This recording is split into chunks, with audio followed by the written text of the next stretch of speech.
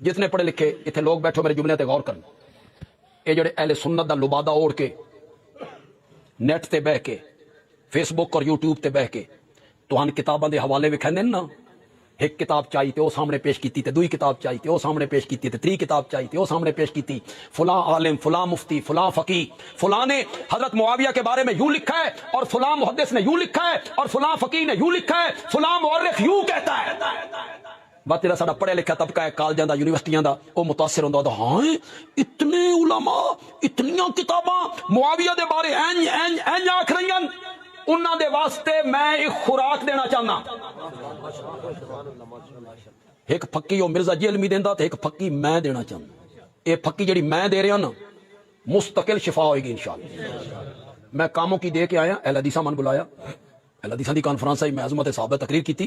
انہاں پیچھے من میسج کیتا. ایک بندہ تقریر سن کے جا رہا اس منتظم نو میسج کیتا. اس آخیا جی مزہ ہی آ گیا جی، بس میں بڑا متنفر ہے میں معاویہ تو بس بندیالوی صاحب دی تقریر سنی ہے، مرزے جی علمی دے سارے کلپ جڑے میں ڈیلیٹ کر دیتے. میں اپنے دروازے تے لکھا لینا ہر صحابی نبی جنتی جنت.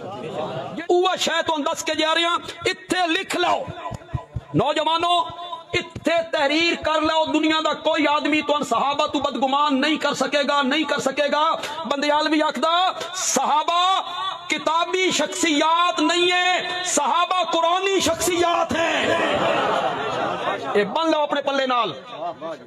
قبری کون ہوندا؟ قبری کون ہے؟ کوئی مورخ کون ہے؟ کوئی عالم، کوئی فقیہ، کوئی مفتی، کسی دی کوئی حیثیت نہیں. اس قرآن نو ویکھو جس دے ماتھے دا جھومر ہے ذالک الکتاب ہو. اس میں ایک بات یا جرت کرو تے آکھو بے معاویہ صحابی نہیں. کر جرت، کرو جرت. صحابی من کے غلطیاں، صحابی من کے تنقید، صحابی بھی مننا پھرا دا اے غلط کیتا تے اے غلط کیتا تے اے غلط کیتا. یا تو صحابیت تو کر انکار، صحابی نہیں. پھر میں اہل سنت دی سب تو معتبر کتاب بخاری تو ثابت کرا کہ معاویہ صحابی ہے، تو کر انکار. صحابی بھی من دے ہو پھر تنقید کر دے ہو، صحابی من دے ہو پھر تان کر دے ہو. صحابی من کے قرآن پاک نے سورۃ حدید دی آیت نمبر 10 سے چاکھیا کلن وعد اللہ الحسنہ. ذرا کلن دا لفظ تاکو سارے آکھو ذرا کل دا کہ میں نام کلن چھوٹے کاف نالے کلن آکھو تو صحیح کہ میں نام. شاباش شاباش. یہ قرآن ہے، حضرت قرآن ہے. حضرت عمر بن العاص ہوئے، حضرت طلحہ ہوئے، حضرت معاویہ ہوئے، مغیرہ بن شعبہ ہوئے، سارے کلن وعد اللہ الحسنہ، جنت کا وعدہ میں نے سب سے کر لیا ہے. پاگل آدمی تیری تنقید کرن نال تے غلطیاں گنوان نال رب نے معاویہ نو جنت دے دروازے تے روک لینا؟ بے کھلو ایتھے، شرم کرو. جنہاں دی جنت دے وعدے قرآن نے کی، فیصلے قرآن نے کی. رضی اللہ عنہم ورضوا عنہ اعد لہم جنات تجری تحت اعد لہم. ذرا لفظ تے غور تو کرو یار. تیار کیا ہے ان کے لیے جنات، ایسے باغات جس کے نیچے نہریں بہتی ہیں، جس کے پاگل تن کون سمجھائے؟ میرے نبی دے یار جنہاں نے میرے نبی نو اپنی اکھاں نال ویکھیا، میرے نبی دی محفل وچ بیٹھے، میرے نبی نال مصافحے کیتے، میرے نبی نال معانقے کیتے، سواری دے اوتے میرے نبی دے پچھو بیٹھے، ایک دسترخوان تے بیٹھ کے میرے نبی نال کھانے کھادے. قاضی صاحب بندیالوی آکھدا صحابہ کو جنت کی اتنی تلاش نہیں تھی جتنی خود جنت کو صحابہ کی تلاش تھی. اعد لہم جنات تجری تحتہا الانہار. صحابہ کرام کو تو اللہ نے اعلیٰ درجے کی ڈگری دی ہے. سورہ توبہ کے اندر والسابقون الاولون من المہاجرین والانصار، سبقت لے گئے جو پہلے پہل مسلمان ہو گئے، خواہ وہ مہاجرین ہیں یا انصار، اور جنہوں نے احسان کے ساتھ ان کی پیروی کی. پھر اللہ نے کہا رضی اللہ عنہم ورضوا عنہ، اللہ ان سے راضی، وہ اللہ سے راضی.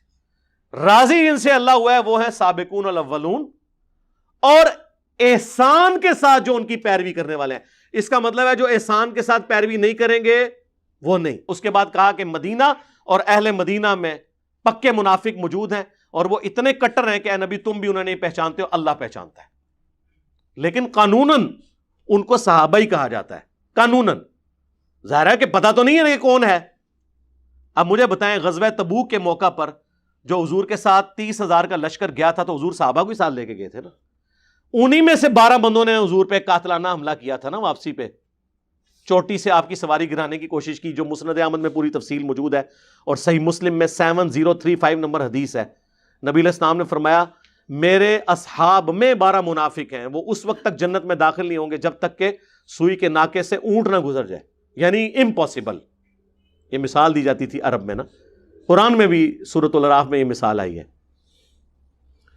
اور ان میں 8 ایسے ہیں جن کی پشت پہ دبیلا پھوڑا نکلے گا جس کی ہیٹ وہ اپنے سینے میں محسوس کریں گے, اس پھوڑے سے ان کی موت ہوگی.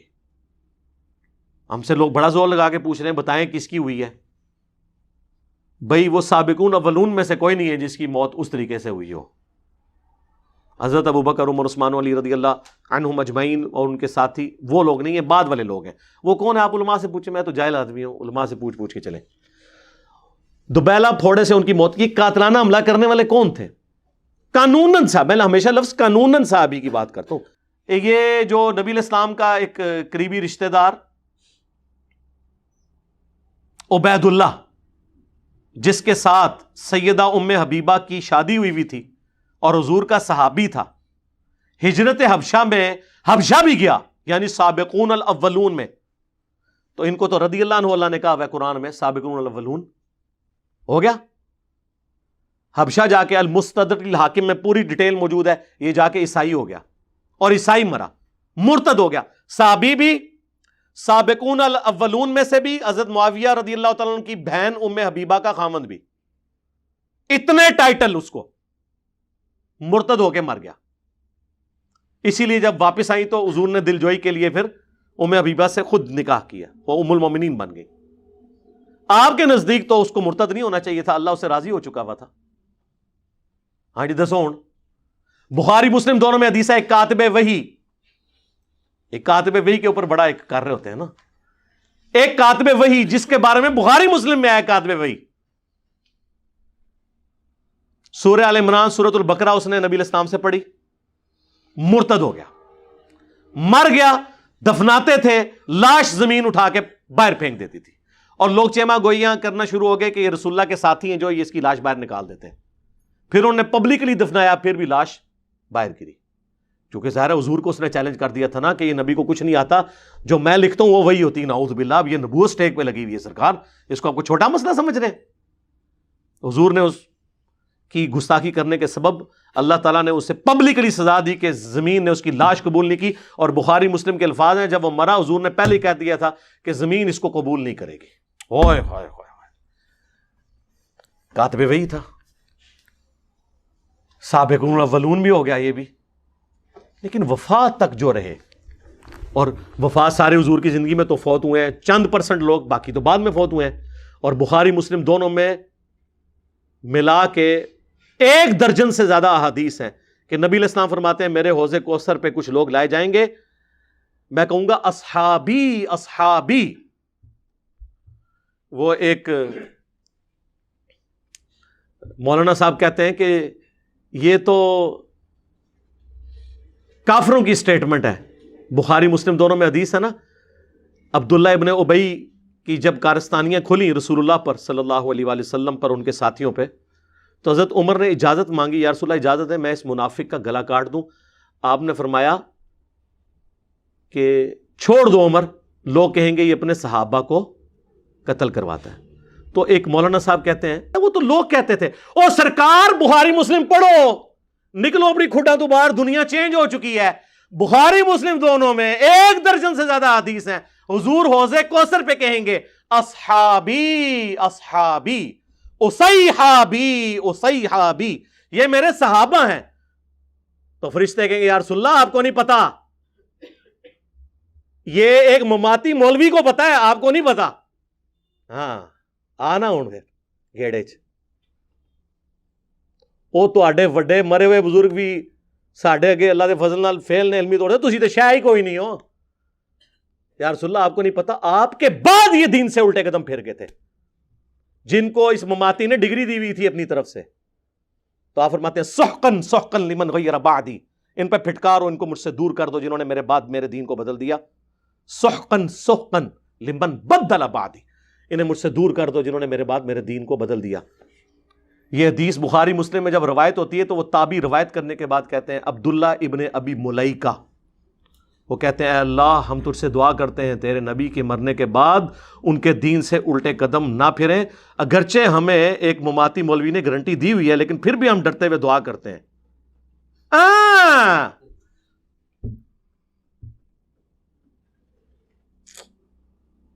ہم بھی اللہ سے دعا کرتے ہیں اللہم من احییتہ منا فاحیہ علی الاسلام ومن توفیتہ منا فتوفہ علی الایمان.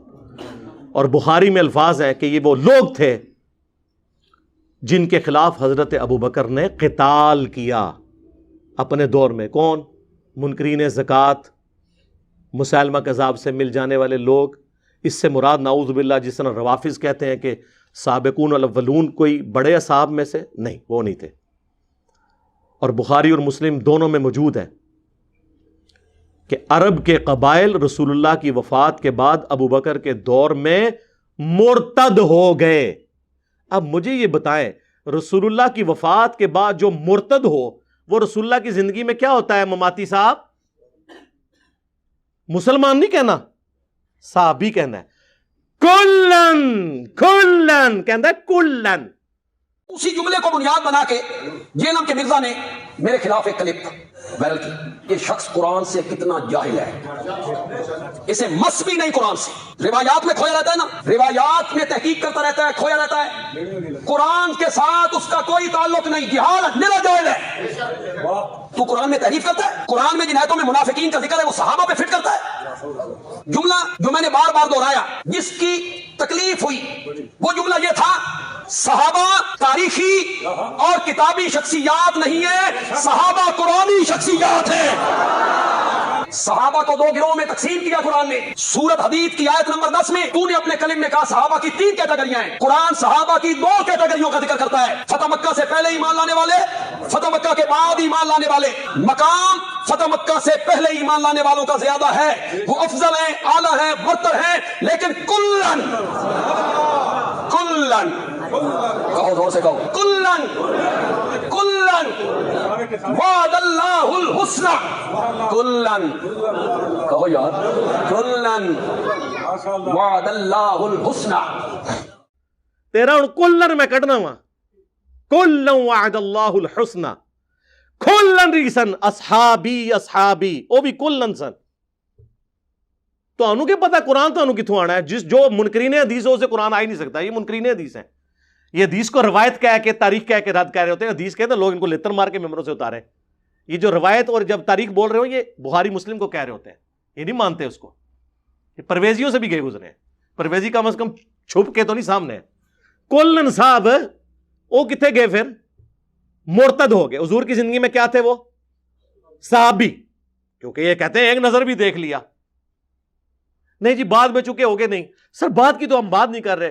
حضور کی جب آنکھیں بند ہوئی ہیں اس وقت تک وہ رضی اللہ عنہ تھے. اس وقت تو کسی کو نہیں پتا تھا، اور ایون حضور کو بھی نہیں پتا. بعد میں آپ کو بتایا جائے گا. سنن دارمی میں حدیث ہے، المستدرک للحاکم میں حدیث ہے، نبی علیہ السلام نے آیت تلاوت کی اذا جاء نصر اللہ والفتح ورأیت الناس يدخلون فی دین اللہ افواجا. اللہ کی فتح آ گئی ہے اور تم دیکھ رہے ہو کہ لوگ گروہ در گروہ دین میں داخل ہو گئے. حضور نے کہا ان قریب میری وفات کے بعد لوگ اسی طریقے سے گروہ در گروہ دین سے نکل بھی جائیں گے. یہ کہہ رہے کافر کہتے تھے یہ تو حضور خود بتا کے گئے ہیں، اور یہ باتیں حضور کے نبی ہونے کی دلیل ہے کہ ہمارا پیغمبر وہ ہے جو اپنی وفات کے بعد کے واقعات بتا کے گیا. وہ کوئی جنگجو نہیں تھا، وہ اللہ کا پیغمبر تھا. باقی جنگجو جاتے ہیں جب دنیا سے یہ نہیں بتا کے جاتے میرے بعد کیا ہوگا. اللہ کے نبی تو 35 سال پہلے بتا رہے ہیں، بخاری اور مسلم دونوں میں، او آئے عمار تجھے ایک باغی جماعت قتل کرے گی، تو انہیں اللہ اور جنت کی طرف بلائے گا، وہ جماعت تجھے جہنم کی طرف بلا رہی ہوگی. اور مسند احمد میں کم از کم 4 حدیثیں، اس کے طرق تو درجنوں میں ہیں.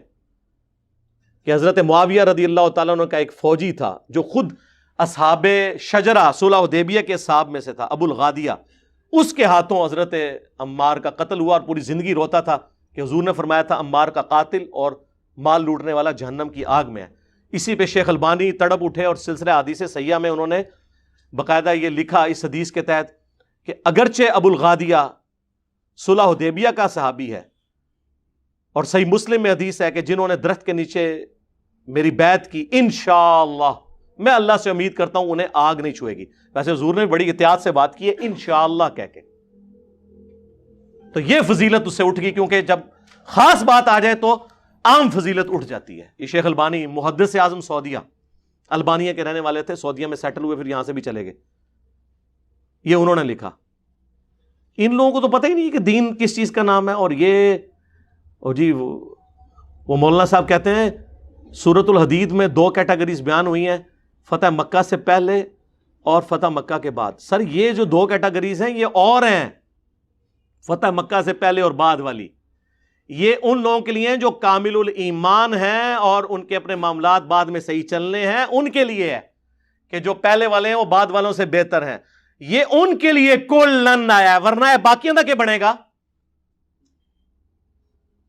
اور وہ کدھر گئے جو سورہ توبہ کی آیت نمبر 102 میں ہے کہ ملے جلے اعمال کرنے والے ہیں، اللہ ان کو بعد میں دیکھے گا کہ وہ کیا کرتے ہیں، اور قانوناً جو بیچ والے 101 والے منافقین اور 100 نمبر والے سابقون الاولون، یہ اس طریقے سے نہیں میرے بھائی، تھوڑا آپ قرآن کا علم حاصل کریں، اور میں آپ کو اگر آپ احادیث کی طرف آئیں تو میں آپ کو مزید سمجھاؤں گا کہ یہ ڈویژنز آگے پھر سینسٹیوٹی کے اوپر بھی آتی ہیں، صرف یہاں تک نہیں ہے کُلًا وعد اللہ الحسنى، اس کی تفسیر ذرا بیان کرنا حدیث کی روشنی میں تو پتہ چل جائے گا۔ تفسیر ابن کثیر کھولیں، انہوں نے مسلم شریف کی حدیث لی ہے، مسند احمد کی حدیث لی ہے، بخاری کی حدیث لی ہے، اس کے کانٹیکسٹ میں صحیح بخاری میں 2 جگہ یہ حدیث آتی ہے کہ خالد ابن ولید کو نبی علیہ السلام نے کہیں پر بھیجا، اور وہاں پہ کچھ قبائل تھے جو بےچارے نئے نئے مسلم ہوئے تھے، انہوں نے بجائے یہ کہنے کے نا اسلمنا ہم اسلام لے آئے، انہوں نے کہا ہم اپنے دین سے پھر گئے، ہم اپنے دین سے پھر گئے، اور وہ یہ کہہ رہے تھے ہم بت پرستی کے دین سے پھر گئے اور اسلام کی طرف آئے، لیکن انہیں یہ نعرہ نہیں آتا تھا۔ حضرت خالد بن ولید یہ سمجھے کہ یہ اسلام سے پھر گئے ہیں، انہوں نے ان کو قتل کرنا شروع کیا، اور کچھ ساتھیوں کو انہوں نے صحابہ کے حوالے کیا کہ تم یہ بندے تم قتل کرو، یہ باقیوں نے کہا ہم نہیں قتل کریں گے جب تک رسول اللہ سے نہ پوچھیں، اور انہوں نے نہیں قتل کیا۔ نبی علیہ السلام کے پاس اسی دوران مسند احمد میں آتا ہے، یہ بخاری میں تو اتنا ہی ہے، بخاری میں یہ بھی الفاظ ہیں، رسول اللہ کے پاس جب یہ شکایت آئی نا، آپ نے 2 دفعہ ہاتھ اٹھا کے کہا اے اللہ خالد ابن ولید نے جو کچھ کیا میں اس سے بری ہوں، میری کوئی ذمہ داری نہیں ہے، یہ خود اپنا معاملہ جو ہے نا اس کے ذمہ، اس نے اللہ کو جواب دینا، میری کوئی ذمہ داری نہیں ہے، اور تسی تو شاید ہی کوئی نہیں۔ اور مسند احمد میں موجود ہے اس موقع پہ حضرت عبد الرحمن بن عوف اور حضرت خالد ابن ولید کا آپس میں جھگڑا ہو گیا، تو حضرت خالد بن ولید نے عبد الرحمن بن عوف کو گالیاں دے دی۔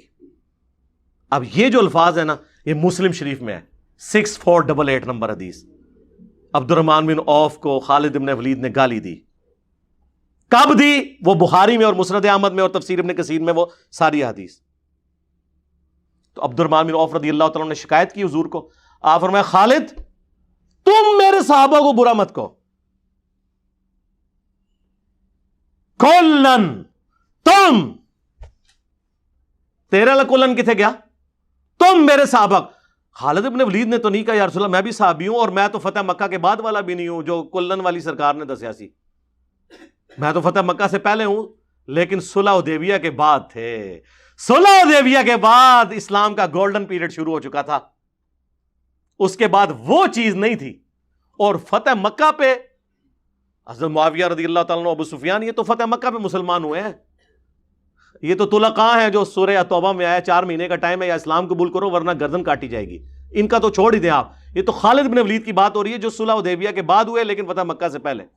تم میرے صحابہ کو برا مت کہو، اب اگر تم احد پہاڑ کے برابر سونا بھی خیرات کر دو، اور میرے صحابی نے عبد الرحمن بن عوف نے 1 مد گندم 600 گرام، آدھا کلو جو گندم خیرات کی، تم اس کے برابر بھی نہیں پہنچ سکتے، اس کے آدھے کو بھی نہیں پہنچ سکتے۔ یہ آدھی حدیث بیان کرتے ہیں میرے صحابہ کو برا مت کہو، یہ کس کو کہا گیا تھا؟ ہمیں تو بودھ مار میں ہے، اصل میں تو ان کو کہا گیا تھا، خالد بن ولید کو. انہوں نے تو نہیں کہا کہ کل وعد اللہ الحسنى، انہیں پتا تھا یہ اتنا سادہ معاملہ نہیں ہے. جس طرح بریلوی اپنے بزرگ بابوں کے بارے میں چیزیں منسوب کرتے ہیں، یہ بھی ہر چیز کو ہر ایک کے ساتھ منسوب کر دیتے ہیں. احد پہاڑ آلموسٹ 4.5 میل کے اوپر پھیلا ہوا ہے. 7.5 کلومیٹر، جا کے گوگل میں لکھیں 7.5 کلومیٹر پہ پھیلا ہوا احد پہاڑ پتھریلا، اس کا آپ ذرا وزن کریں، اور سارا سونے کا ہو. اور عبد الرحمن بن عوف، اور یہ تو بات عبد الرحمن بن عوف کی بات ہو رہی ہے، مولا علی کی تو آپ چھوڑ ہی دیں، مولا علی کی در، یہ تو عبد الرحمن بن عوف کی بات ہو رہی ہے. علی معاویہ بھائی بھائی، کتوں بھائی بھائی بھائی، بہت فرق، رہن دو. عبد الرحمن بن عوف رضی اللہ تعالیٰ عنہ کے برابر نہیں پہنچ سکتے. احد پہاڑ اتنا سونا. تو آپ دیکھیں، میں نے ایک جملہ بولا تھا، کروڑوں معاویہ ہونا ایک عمار کے برابر نہیں ہے. میں نے اس پہ رجوع کیا ہے کہ کھربوں معاویہ بھی ہوں ایک عمار کے برابر نہیں، کیونکہ حضرت عمار کا اتنا سا گندم خیرات کرنا، احد پہاڑ کے برابر سونا بھی خیرات کر دیں حضرت معاویہ رضی اللہ تعالیٰ عنہ، تو سر احد پہاڑ کے برابر سونا جو اس کی تو قیمت بہت ہے، اتنے سے سونے میں ہی اربوں معاویہ پورے ہو جائیں گے، کھربوں ہی تو کیلکولیٹر فیل ہو جائیں گے. میں نے بلکہ ایک بہت بڑے انجینئر صاحب، میں نے کہا یہ سپر کمپیوٹر، ان کا یہ کیلکولیشن نہیں ہو سکتی اس کی اگر سونے کی قیمت لگائی جائے. سر ظاہر ہے سونا اب 1,20,000 پہ آلموسٹ تولا ہے، تولا اینا جا ہوتا ہے 7.5 کلومیٹر تے پتھریلا، او دا وزن کرو کروڑا ٹن بنے گا، کوئی نہیں، اور پھر اس کی قیمت کیلکولیٹ کریں. عمار ابن یاسر تو آپ چھوڑ دیں سر، یہ حضور نے بھی ویسے چن چن کے نا بندوں کے نام لیے. یہ تو میرا فیوریٹ ٹاپک ہے، نہ چھیڑا کرو ملنگا نو، میں تمہیں منع کیتا ہے.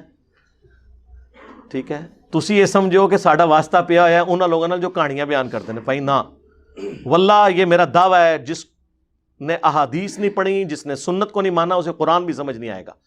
قرآن ہم آپ کو سمجھاتے ہیں میرے بھائی، یہ کیٹاگریز ہیں. ٹھیک ہے نا جی. یہاں پہ نبی علیہ السلام نے صلح حدیبیہ والی بھی ڈیفینیشن کر دی. صحابی حضرت عبد الرحمن بن عوف کو کہا کہ میرے صحابہ کو خالد تم نہ کہو. تو یہ کیٹاگریز کے ڈویژن ہے. فتح مکہ سے پہلے، فتح مکہ کے بعد، ہجرت مدینہ سے پہلے، ہجرت مدینہ کے بعد، صلح حدیبیہ سے پہلے، صلح حدیبیہ کے بعد. یہ ساری ہیں، اور یہ سب قرآن کے اندر ان کی جڑ موجود ہے. مجھے بتائیں، یہ مہاجرین اور انصار کا جو ذکر ہوا ہے، اگر تمہاری ڈیفینیشن مان لی جائے کہ جی 2 ہی کیٹاگریز ہیں، فتح مکہ سے پہلے اور بعد، تو ہجرت مدینہ سے پہلے اور بعد یہ ڈیفینیشن کیوں قرآن میں جگہ جگہ آئی ہے؟ سورہ نساء تو پورا ہجرت کے بیان سے ہے. وہ پورا قرآن پڑھو نا، ایک قصہ نہ لے لو، پورا قرآن ٹوٹیلٹی میں دیکھیں. تو قرآن میں بھی آپ نہیں اپنا مقدمہ پیش کر سکتے، کیونکہ آپ بودے مسائل کے اوپر کھڑے ہوئے ہیں. آپ نے علم حاصل کرنا ہے تو صبح 9 سے لے کے شام 5 بجے تک ہماری فون آن ہوتا ہے. اس میں آپ سے بات نہیں کروں گا، نہیں. آپ ریسرچ پیپر فری منگوا سکتے ہیں، دنیا میں ہر انسان منگوا سکتا ہے، پاکستان کے اندر، پھر وہ لے جائے فری. صرف ڈاک کا TCS کا 300 روپے آپ نے دینا ہے. 12 کا پیکج آپ کے پاس آئے گا، جس میں سے 3 اذکار کارڈ ہوں گے اور 9 ریسرچ پیپر، جن میں کربلا والے 200 احادیث، روایتہ نہیں سرکار، تاریخ نہیں بنو امیہ اور بنو عباس کی، احادیث، وہ بھی ریسرچ پیپر ہوگا. اس کے اندر ساری تفصیلات موجود ہیں. خلفائے راشدین کون ہے یہ بھی میں نے بتایا. حضرت عثمان کی شہادت کے اصلی اسباب، عبداللہ ابن سبا والا ڈرامہ نہیں، بخاری مسلم. جنگ جمل، صفین، نہروان، اس کے بعد صلح حسن، پھر حضرت معاویہ کا دور ملوکیت، پھر حضرت حسین کی شہادت. 200 احادیث اکثر بخاری مسلم سے، اور بخاری مسلم کے علاوہ جو ہیں ان پہ بڑے بڑے ائمہ کے تحقیم لگی ہے. امام ترمذی کی، امام حاکم کی، امام ذہبی کی، امام البانی کی، شیخ زبیر الزئی کی، شیخ شعیب ارناؤت کی رحمہم اللہ اجمعین، سلیم اسد کی، اور محدثین کی اس پہ تحقیم لگی ہے. وہ آپ پڑھیں اور علم حاصل کریں. تو یہ کل وعد اللہ الحسنى سرکار، یہ اس طرح نہیں ہے کہ آپ نے پک اینڈ چوز کرنا ہے، قرآن کو پوری ٹوٹیلٹی میں سمجھنا ہے. دیکھیں صلح حدیبیہ کے صحابہ کے بارے میں سورہ فتح میں آیا کہ اللہ ان سے راضی ہوا جنہوں نے بیعت کی. اس درخت کے نیچے. اور مسلم شریف میں حدیث ہے انشاءاللہ مجھے اللہ سے امید ہے اسے جہنم کی آگ نہیں چھوئے گی.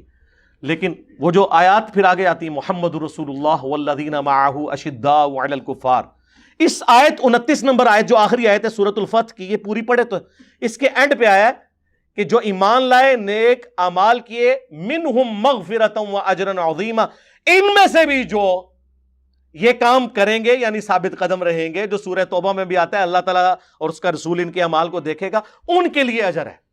وہاں بھی اوپن لائسنس نہیں ہے. یہ ساری چیزیں آپ کو تب سمجھ آئیں گی جب آپ قرآن اور سنت پورا ٹوٹیلٹی میں پڑھیں گے. اس کو میں کنکلوڈ کرتا ہوں اس حدیث کے اوپر. جامعہ ترمذی ابو داؤد کے اندر حدیث موجود ہے، سنن ابن ماجہ میں بھی. نبی علیہ السلام نے فرمایا میری وفات کے بعد عنقریب تم بہت اختلاف دیکھو گے، اس وقت دین میں نئی نئی بدعتوں سے بچنا، اور علیکم بسنتی وسنت الخلفاء الراشدین المہدیین، میری سنت اور میرے خلفاء راشدین کی سنت کو لازم پکڑ لینا.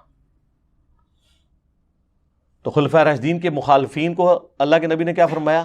اہل البدع، یہ بدعت کرنے والے. حضرت عثمان تک تو سارے جبڑے کھول کے بول دیتے ہیں بلوائی تھے جی، باغی تھے جی، خارجی تھے. حالانکہ خارجی کی ٹرم بخاری مسلم میں حضرت علی کے مخالفین کے لیے آئی ہے. حضرت علی کا یہ ٹائٹل تو نہ آپ چھینے. بخاری مسلم میں ابو سعید خدری کہتے ہیں یہ خوارج نہروان کے موقع پر ہم نے مولا علی کے ساتھ مل کر قتال کیا. مخلوق کے بہترین لوگ ہیں جو قتال کریں گے، نبی علیہ السلام نے فرمایا تھا. تو خلفاء راشدین کے ساتھ چلنا ہے. حضرت علی کے بھی جو مخالفین ہیں ان کے بارے میں بھی وہی رویہ ہے، اور اس میں خصوصاً اصحاب صفین جو ہیں ان کے بارے میں اصحاب جمل کو تو حضرت علی نے معاف کر دیا. صفین والوں کے بارے میں آپ کو پتہ ہے کتنا سخت رویہ رہا.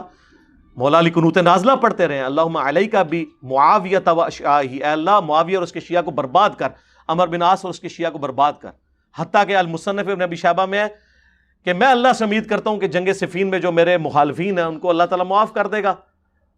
ظاہر ہے وہ سرغنہ نے ورگلایا، یہ میں اس کی تشریح کر رہا ہوں. پھر اللہ کی بارگاہ میں مقدمہ میرے اور معاویہ کے درمیان طے ہوگا. اس کو نہیں معاف کیا، یعنی ان کے نزدیک، میں تو کہوں گا ان کو رضی اللہ عنہ، یعنی حضرت علی رضی اللہ تعالیٰ عنہ نے حضرت معاویہ رضی اللہ تعالیٰ عنہ کو نہیں معاف کیا، کیونکہ انہوں نے حضرت ابو الغادیہ رضی اللہ تعالیٰ عنہ کے ذریعے عمار ابن یاسر رضی اللہ تعالیٰ عنہ کو شہید کروایا تھا. کلن یہ نہ ہاتھ پایا کرو، منو چھیڑ دو تسی، تو میں خلفاء راشدین کے ساتھ کھڑا ہوں تو میں نہیں چھوڑوں گا. کیونکہ حضور نے ہمیں کہا تھا میرے بعد خلفاء راشدین کو پکڑ لینا. تم خلفاء راشدین سمجھتے ہو صرف حضرت ابوبکر عمر عثمان ہے شیعہ کے بکس کے اندر، نہیں، حضرت علی بھی ہیں. میں تو شیعہ کو بھی نہیں چھوڑا. ان کی ناج البلاغہ سے خلفاء ثلاثہ کی شانیں بیان کی کئی دفعہ.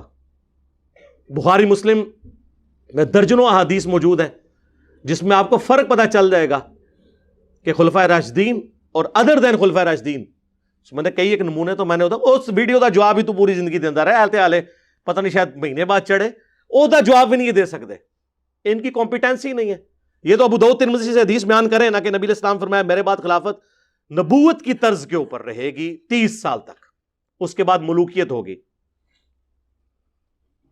پھر وہ سفینہ کہتے ہیں رسول اللہ کے آزاد کردہ غلام صلی اللہ علیہ وآلہ وسلم رضی اللہ تعالیٰ عنہ اپنے شاگرد سے بیٹا گن، ابو بکر کے 2 سال، عمر کے 10 سال، عثمان کے 12 سال اور علی کے 6 سال، اور اس میں حضرت حسن کے 5 مہینے شامل ہیں.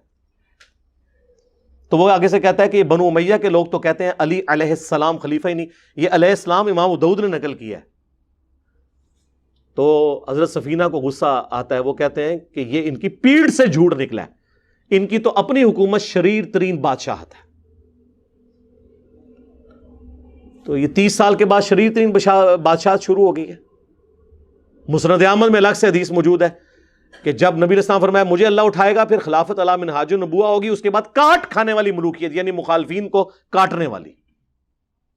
اور یہ 30 سال خلافت والی حدیث سنن نسائی الکبریٰ کے اندر موجود ہے، المستدرک للحاکم کے اندر موجود ہے، المصنف ابن ابی شیبہ کے اندر موجود ہے، مسند ابی داؤد طیالسی کے اندر ہے. مسند ابی داؤد طیالسی جو امام مسلم کے استاد ہیں، امام بخاری کے استاد ہیں، انہوں نے یہ حدیث جب لی ہے نا تو اس میں وہ پھر شاگرد پوچھتا ہے حضرت سفینہ سے کہ اگر خلافت 30 سال ہے تو حضرت معاویہ کیا ہے؟ تو انہوں نے کہا حضرت معاویہ ملک ہے، خلیفہ نہیں ہے.